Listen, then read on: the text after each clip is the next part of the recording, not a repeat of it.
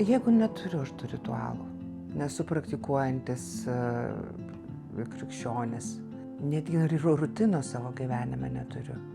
Kaip man susirinkti ir sudėlioti? Geras labai klausimas ir va tos netektis, kaip jos išmuša iš balno ir va tą chaosą verčia tave patį tapti kitų žmogum. Galbūt va tą, žinai, toliau einant, kartais, nežinau, prisiriša prie sutuoktinių, prie tėvų žmonės ir tas prisirišimas toks stiprus, netgi santykis gali būti prastas, įtemptas santykis, suaugę vaikai prie tėvų ir netektis.